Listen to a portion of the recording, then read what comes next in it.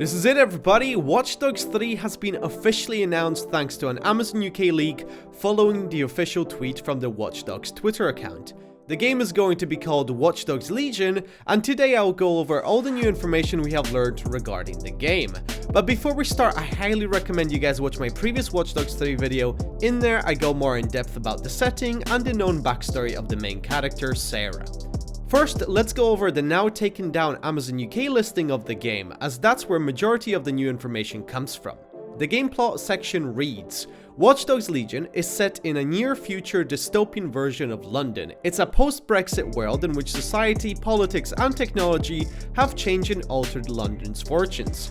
London is one of the most iconic cities in the world and has been a massive influence on all of Western culture for centuries. London makes total sense for Watch Dogs, as the city has one of the highest surveillance levels in the world, making this the perfect playground. We knew London is coming, it's been rumored for a while now, so no surprise there. What's interesting is that there's no mention of the cyberpunk influence that's been rumored as well. Of course, the Amazon listing can miss out some information, so we just have to wait and see until the full reveal happens at E3 later on. The listing also mentions a new interesting mechanic which could change the game in a major way, revolutionizing the way we play Watch Dogs. As it said on the Amazon website, play as anyone. Every individual you meet in the open world has a full set of animations, a voiceover, character traits, and visuals that are generated and guided by gameplay system. This to me is just insane. You'll be able to control anyone you see on the streets of London. This is basically taking hacking to the extreme. Instead of hacking devices, you'll be able to influence the people around you. We know from previous Watch Dogs games that you could hack into people's phones and check their basic details, potentially trigger a small little thing in order to distract the NPCs, but now instead you'll have full control of them. I wonder if that's going to play a key role in one of the rumored gameplay elements, which is taking parts in protests and riots. Essentially, take control of the NPCs to sway the protests in one way or another to get the desired outcome. Wouldn't be surprised if we see similar crowd simulation that we've seen in Assassin's Creed Unity, because if you guys remember, the crowds in that game were absolutely massive, so we could see something like this in Watch Dogs Legion.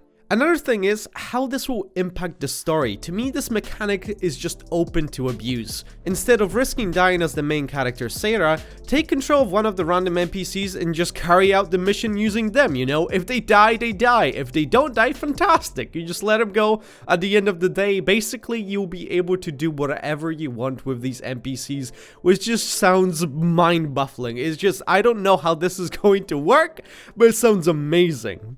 We know the rumor of lethal weapons being removed from the game, so this could solidify it more, as regular civilians walking around the streets won't have access to machine guns and crazy weaponry, which kind of like I said, enforces the idea of lethal weapons being very hard to come by.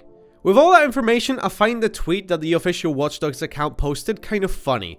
God save the NPCs. This is obviously reference to God Save the Queen, which is literally the first line of the British national anthem. However, it's as if the developers know that everyone will just use the NPCs as cannon fodder, sending them on missions they can't win just for fun, you know? Hence why God Save the NPCs, alright? God have mercy on all of these poor souls that will be sacrificed for the pleasure of all the gamers. This is going to be so twisted, but so amazing at the same time.